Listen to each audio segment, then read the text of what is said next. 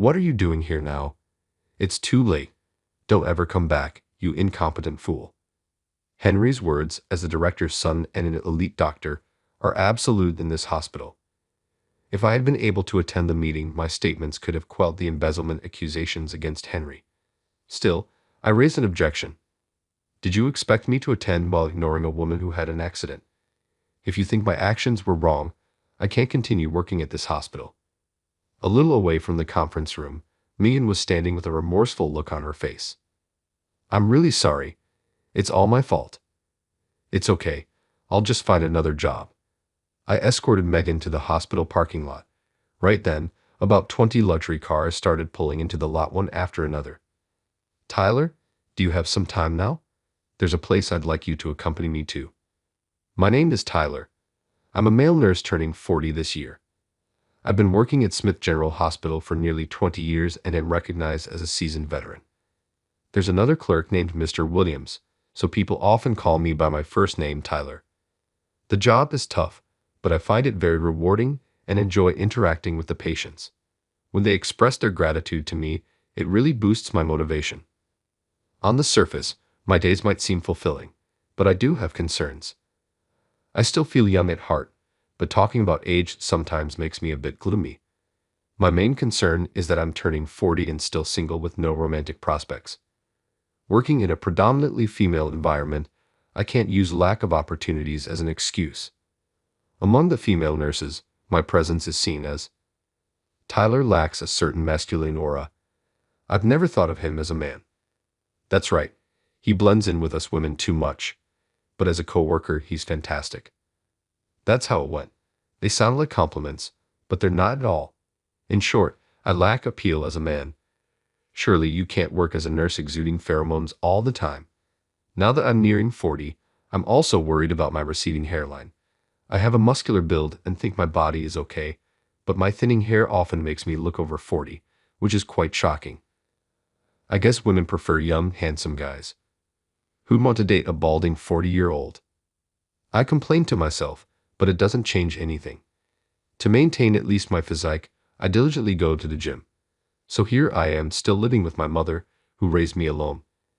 At Smith General Hospital, the director, John Smith, is the second-generation head because it's a family-run business. If any member of the Smith family is displeased, our positions are at risk. John's son, Henry, is a 35-year-old elite surgeon with his future as the director guaranteed. He always struts around the hospital like he owns the place. According to a clerk who has known Henry since childhood, he was always a cheeky kid, even to adults. If Henry gives an order, no matter how unreasonable, doctors and nurses must obey.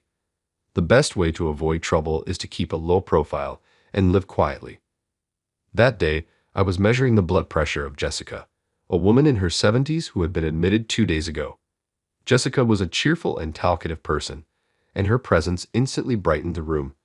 I love people like Jessica, who can light up the atmosphere just by being there. I couldn't help but join in the patient gossip. Jessica, why were you admitted? You seem so healthy. What are you talking about? 2 days ago, I almost kicked the bucket.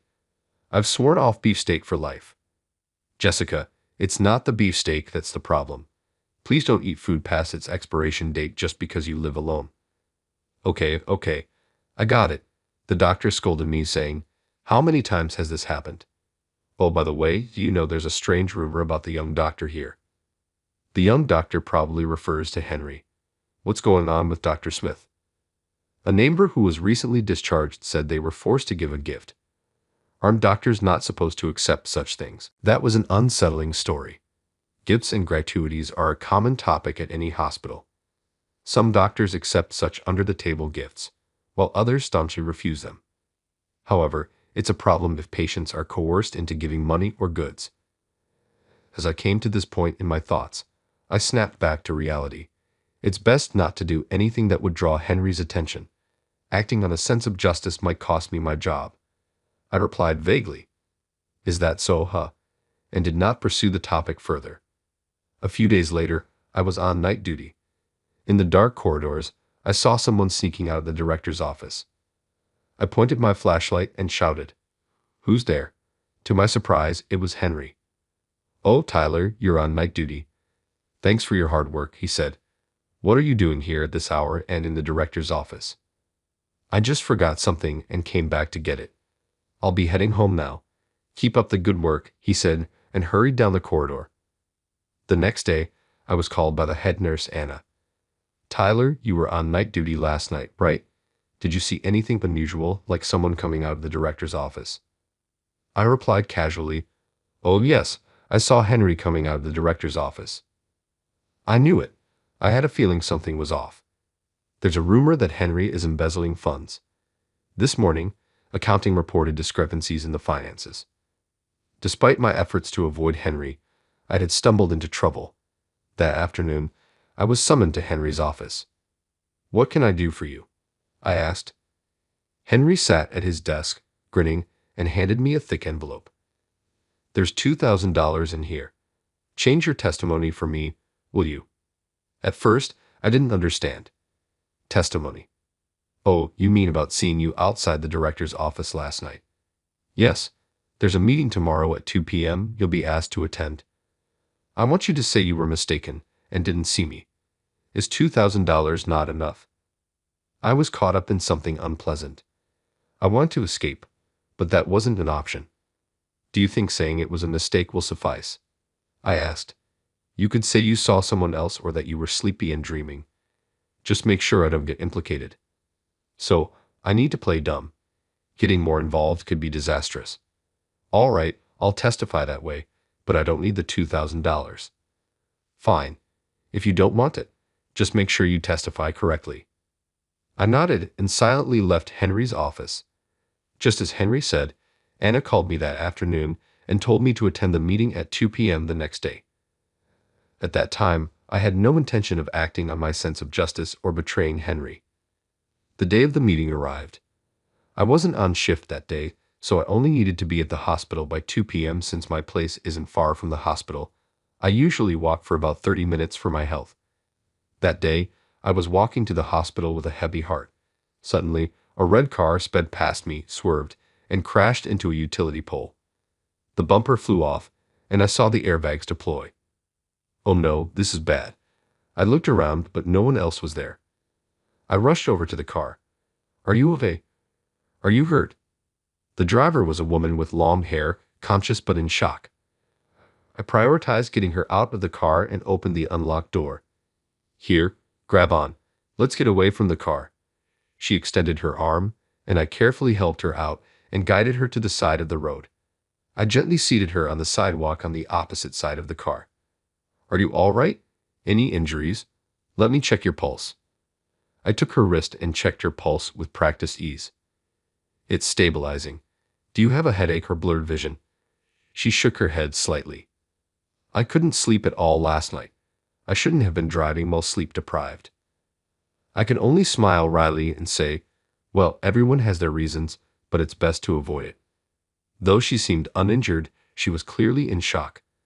That was terrifying. "It's my first accident. I should call the police, right?" "Yes, that's right. Fortunately, no one else was involved, so there's not too much to worry about." She looked at me anxiously and asked, "Will you stay with me?" I nodded as she dialed 911. I realized she looked familiar. "The police will be here in about 10 minutes. By the way, I'm Megan.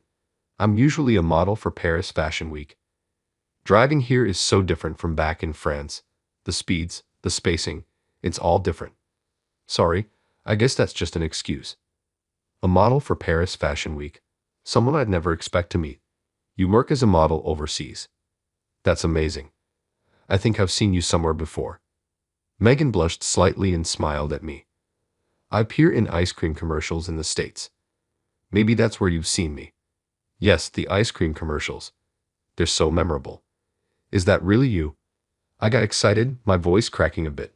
Seeing my reaction, Megan seemed to finally calm down and smiled slightly. "I'm not wearing any makeup, so it's hard to recognize me, and causing such an accident is so embarrassing."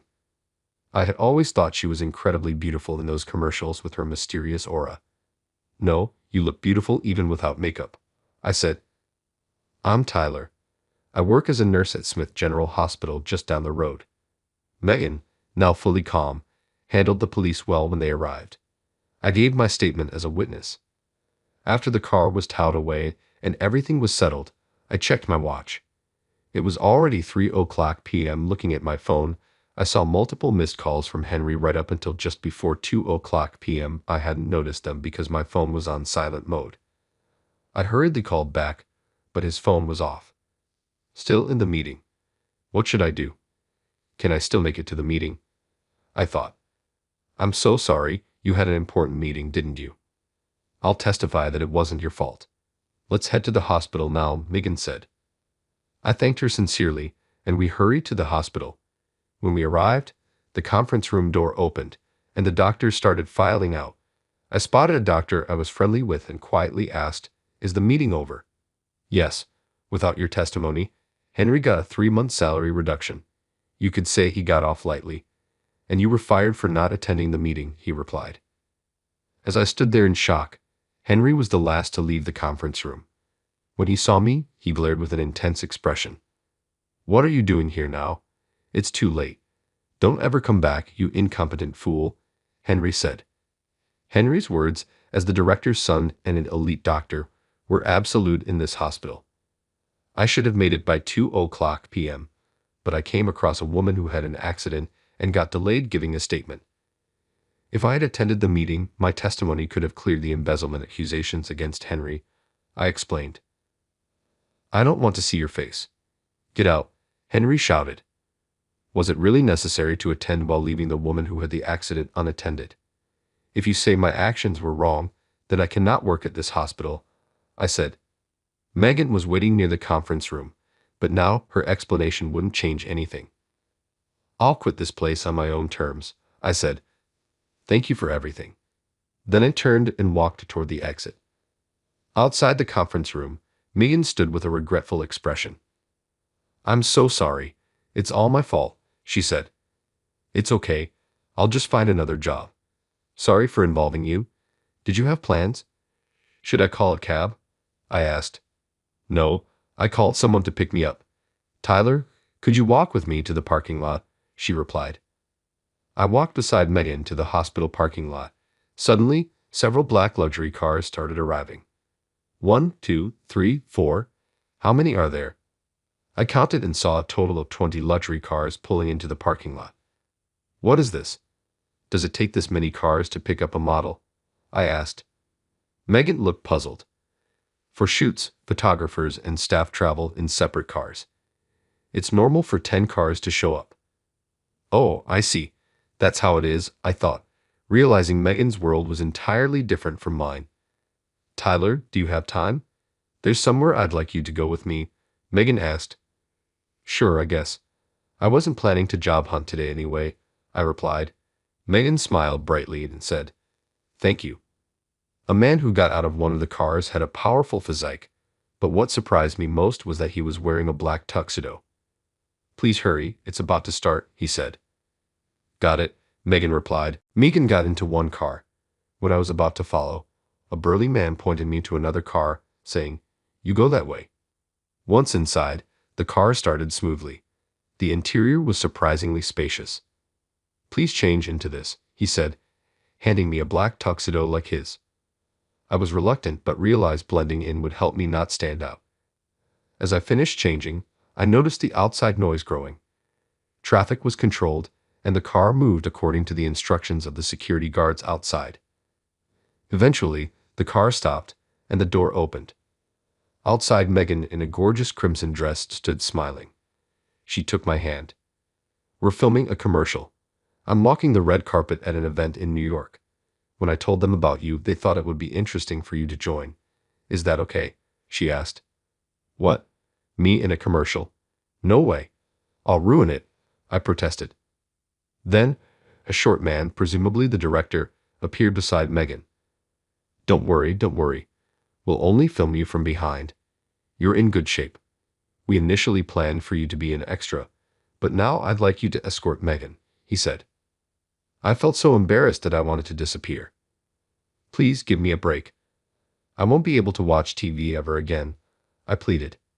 "We'll just show a glimpse of your back. Please, the male model we had scheduled got sick and can't make it. Please, Tyler, we'll make sure no one recognizes you. Just help us out. I thought it over for a moment. Commercials are only a few seconds long anyway. If only my back is shown, hardly anyone would recognize me unless they know me very well. More importantly, if I could help Megan, I wanted to. All right, I'll do it. What followed was a series of firsts for me. We shot the same scene repeatedly with multiple cameras. Each cut was reviewed with Megan, and they promised to use only the ones I approved. Every time the director called action, Megan would hold my hand firmly and walk the red carpet with me as if we were a couple. Even though it was just a series of small actions, fulfilling the director's requests was exhausting. When the shoot was finally over, the director presented Megan with a bouquet of roses. Megan handed the bouquet to me. Tyler, thank you so much for today. I don't want this to be the last time we meet, so can we exchange phone numbers? She's not just a pretty face. She's a model representing America at Paris Fashion Week. We exchanged numbers and registered each other on WhatsApp. When I got home with the bouquet, my mother was shocked. A friend gave it to me, I explained. She didn't ask for details and quietly put the bouquet in a vase. The next morning, with nothing else to do, I watched TV. Maybe because I was thinking about it, Megan's ice cream commercial kept airing. I wondered when the commercial we shot yesterday would start airing. It was just 30 seconds, but for that brief time, I got to be Megan's boyfriend. Those few hours, like a bubble that popped in my otherwise quiet life, were unforgettable. As I sorted through a stack of newspapers on the table, I found an ad. Megan smiled mysteriously in the ad. My mother suddenly peeked over my shoulder. She's beautiful, isn't she? Isn't she the model who's making a name for herself in Paris? You know her, Mom? I saw her in a documentary. She didn't grow up in a privileged environment but succeeded through sheer determination. Her eyes were so lively, that's why I remember her. I bet she went through a lot that wasn't covered in the documentary. As a fellow American, I hope she continues to do well. I nodded in agreement with my mother's words. Around 11 o'clock a.m., Megan called. Good morning, Tyler. Thank you so much for yesterday. The commercial won't air for a while, but please look forward to it. Thank you too. I was grateful to experience such a glamorous world. I was deeply moved by the hard work behind the beautiful scenes. Thank you, Tyler. I'm glad to hear that from you. Meeting you and creating such memorable footage made yesterday special. A special day indeed. It's okay to have a dreamlike day once in a while. Megan will return to her glamorous life in Paris eventually. She will probably forget about me. I need to focus on finding a new job at another hospital. As I was thinking this, Megan said, to celebrate our special day, how about we have dinner together sometime? What kind of food do you like, Tyler? I was genuinely surprised. What? You want to meet again, Megan? I'm turning 40 this year. I'm just an old guy. Oh, that's a wonderful age. Aren't men in their 40s at their prime as a man? So, Tyler, are you going to turn down an invitation from a Paris Fashion Week model? So, 3 nights later, I found myself having dinner with Megan at a high-end restaurant. That afternoon, I received a call from Henry on my phone. I thought about ignoring it but decided to answer, thinking it would be the last time. When did you get to know Megan? My friend saw you with her during some shoot. It's true, the shoot had blocked off a major road downtown, and many onlookers had seen us. Introduce me to Megan. I've been a fan of hers for a long time. I listened to Henry's ranting with a sense of detachment. Because of him, I lost my job. This was the perfect chance for some payback. Oh, you're a fan. But I can't introduce you to her. Why not? If it's about you getting fired, I'll talk to my dad and fix it. I don't think someone like you deserves a wonderful woman like Megan. What the hell did you just say? Remember, I was the one who kept quiet about seeing you come out of the director's office that night. I know you're the one embezzling funds. I can't introduce someone like you to Megan. With that, I hung up. I felt incredibly satisfied. Now, what should I wear for my date in 3 days? I called a fashion-savvy friend for advice. He spent a day taking me to various boutiques, finding the perfect outfit for the date. Finally, we need to fix your hair.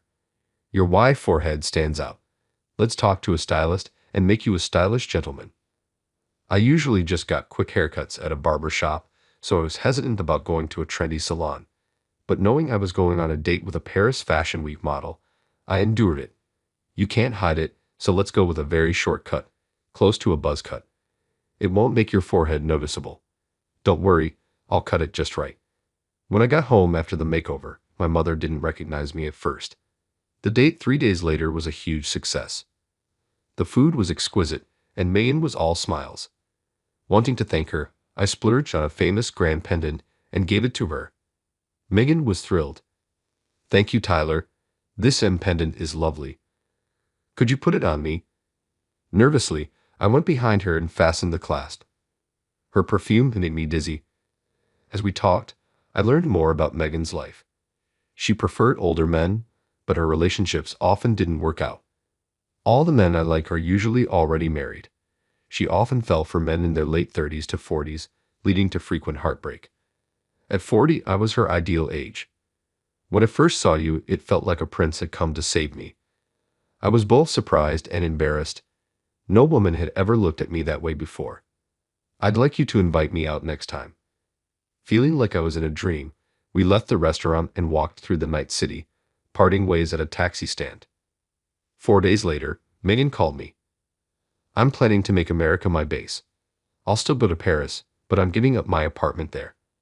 I want to be with you more. Don't sacrifice your career just to be with me. It's not right, Megan. To achieve my true dream, I need you. What's your true dream? I'm a 28-year-old woman. Do I have to spell it out? I was at a loss for words. Soon, rumors spread about Megan having a handsome bald boyfriend. I received several interview requests, surprising my mother and making me bolder. I began to realize that Megan was indeed my girlfriend. As we went on more dates, I discovered that Megan had a fairly down-to-earth side. On our first date, she said she still had her guard up and couldn't completely relax. Since I wasn't wealthy, we often had inexpensive dates like going for barbecue or visiting antique markets.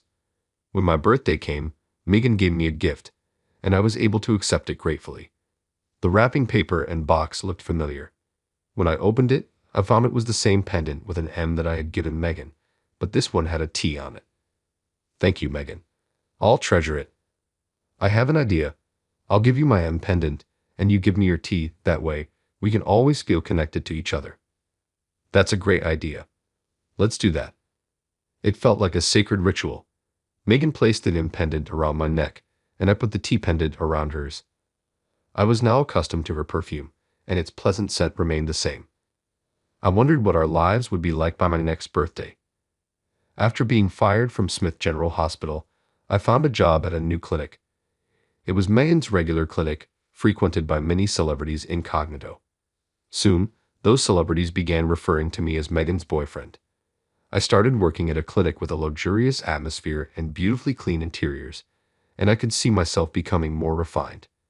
I also found the tasks I was entrusted with to be very rewarding. As for Smith General Hospital, I was able to hear about its current state from a former colleague who still works there. Henry continued his embezzling, causing headaches for the accounting department. I should follow Tyler's example and leave. That hospital has no future.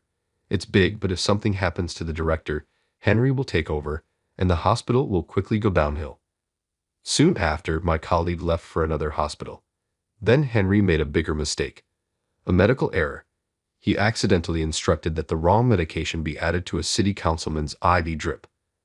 The city councilman was in critical condition for a while. The blame quickly fell on Henry, causing a scandal. The councilman sued, and the hospital had to pay a hefty settlement, leading to its bankruptcy.